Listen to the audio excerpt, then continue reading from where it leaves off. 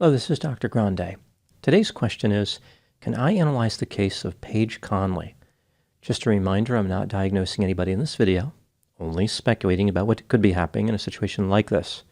If you enjoy this video, please like it, subscribe to my channel, and consider supporting me on Patreon. I will put the link to Patreon in the description for this video. First, I'll look at the background of this case, move to the timeline of the crime, then offer my analysis. Laura Paige Conley was born in March of 1978 and lived in Independence, Kentucky. This town is 30 miles south of Cincinnati, Ohio. She went by the name Paige. Her parents divorced when she was young. Paige lived with her mother, Carlene. Paige was no stranger to getting in trouble. She was impulsive, angry, violent, and unable or unwilling to regulate her intake of substances. In 2008, she was convicted of shoplifting, but was allowed to participate in a diversion program. In October of 2014, Paige was arrested for stabbing her live-in boyfriend with a kitchen knife. She also bit him during this attack. In January of 2015, she was arrested again for biting him. It appeared as though her biting habit would not bite the dust. Now moving to the timeline of the crime. On March 14, 2015, Paige called 911 and said that a home invasion occurred at her mother's house on Summit Run Drive, where Paige lived in the basement. She reported that her mother had been harmed. When the police arrived, they found 69-year-old Carlene Conley dead on the kitchen floor. Here's what the police found during the course of their investigation. There was no sign of forced entry or any other evidence of a home invasion. Carlene Conley had been stabbed 77 times, cut 27 times, and bitten twice. Multiple knives were used in the attack, and some of them had been broken. The knives came from Carlene's kitchen. Paige Conley was covered in blood. When asked what happened, she claimed that she came home and found her mother dead.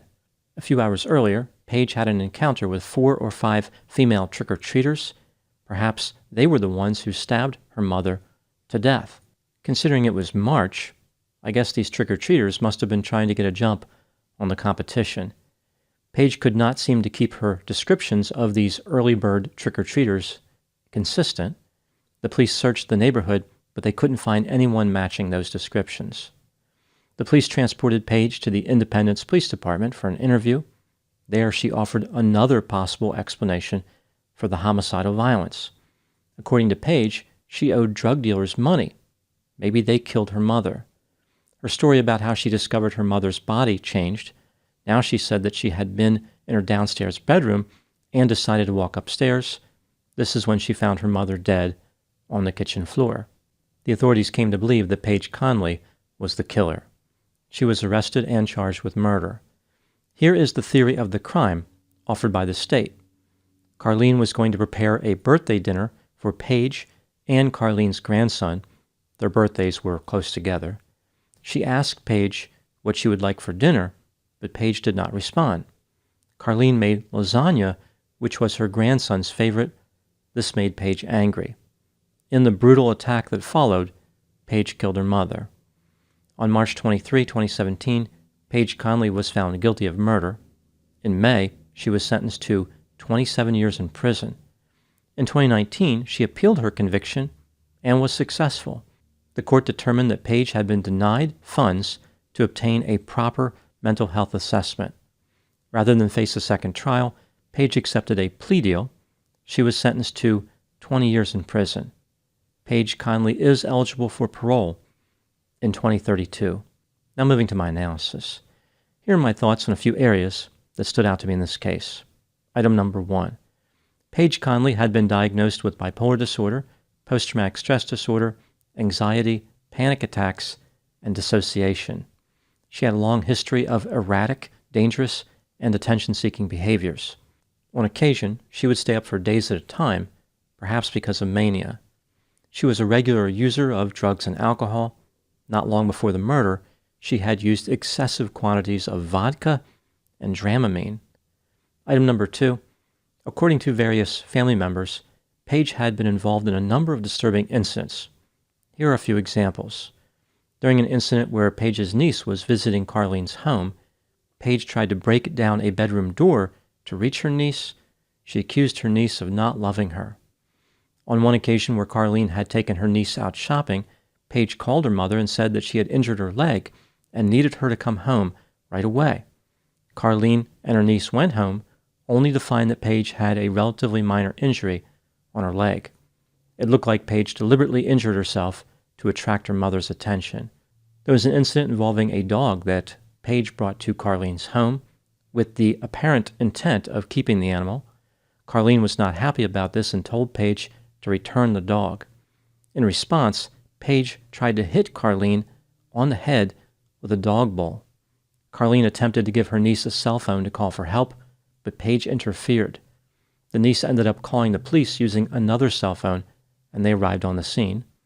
Carlene would not pursue charges against her daughter Paige. During one incident, Carlene locked herself in a bedroom after Paige allegedly attacked her. Paige went to the kitchen, retrieved a knife, and stabbed the countertop several times. Carlene did not want the police to be involved, so nothing happened. On another occasion, Paige allegedly attacked Carlene with a broom handle. The police were called, but Carlene would not pursue charges. Paige was taken to a mental hospital, but she was released right away. Carlene allowed her to return to her home shortly after this. Item number 3. Based on the descriptions of Paige's behavior, it appears as though her outbursts were often motivated by envy and a fear of rejection. She could not stand her mother paying attention to any other relative. Paige wanted to be the center of her mother's world. When Paige would become angry, she would sometimes display a cold stare or have a wild look in her eyes. It was like she was a completely different person. People around her were frequently frightened of her behavior. Item number 4. Research indicates that the murder of a mother by her daughter is extremely rare, but it has occurred enough times to where a few patterns have emerged. The daughter is typically single, middle-aged, and living with her mother. The relationship is dependent and hostile. The only victim of the crime is the mother, and an excessive level of force is used during the attack. Paige Conley appears to meet all these criteria. Item number 5. At her trial, Paige no longer attempted to blame mysterious March trick-or-treaters or other unidentified intruders. Instead, she admitted to the killing, but argued it was not murder. It sounds like Paige was hoping to be found guilty of something like first- or second-degree manslaughter by accusing her mother of provoking the attack. This brings me to the question, was Paige Conley guilty of murder? Let's take a look at the evidence both for and against the idea that she was guilty, starting with the inculpatory factors. There is no question that Paige stabbed, cut, and bit her mother. Carlene died as a result of being stabbed. Paige claimed that Carlene struck her on the head with an object, and she could not remember anything after that. Due to this memory problem, Paige did not know whether or not she feared for her life. Furthermore, her mysterious memory problem seems convenient considering she could remember events both before and after the attack. Paige had a long history of alleged violence against her mother and of erratic behavior in general. Initially, she had lied to investigators to escape responsibility. If Paige acted in self-defense, why did she mislead the police? Even if Paige did act in self-defense, why was it necessary to stab her mother 77 times with multiple knives? Maybe the attack started as self-defense, but then turned to murder. Moving to the exculpatory factors, it is possible that Carlene attacked Paige first. After all, Paige did sustain multiple injuries. Maybe some of these injuries were defensive. That's pretty much it for exculpatory factors. When considering all the evidence, do I believe that Paige Conley was guilty? Yes, I believe she was guilty beyond a reasonable doubt. The fact that she had consumed substances cannot be used as a defense. If the substance use caused the attack, then Paige is still fully responsible. What do I think happened in this case? This is just a theory, my opinion. Paige was impulsive, irresponsible, excitement-seeking, attention-seeking, self-centered, aggressive, vindictive, envious, had a sense of entitlement, and required admiration. In addition, she appeared to have dependent personality features, like separation anxiety. Paige's relationship with her mother featured a childlike dynamic. It's like Paige never grew up.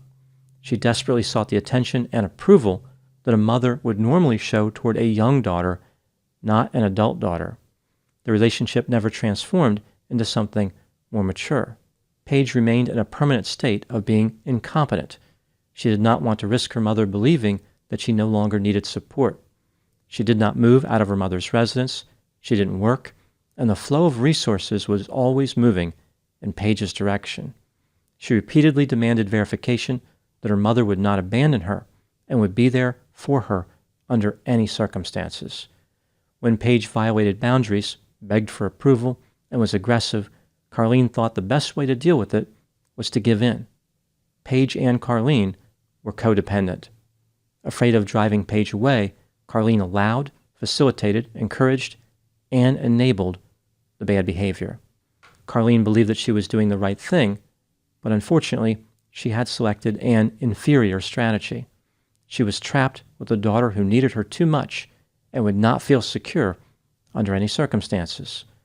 Everything that Carlene did or failed to do represented a threat to Paige's sense of well-being and security.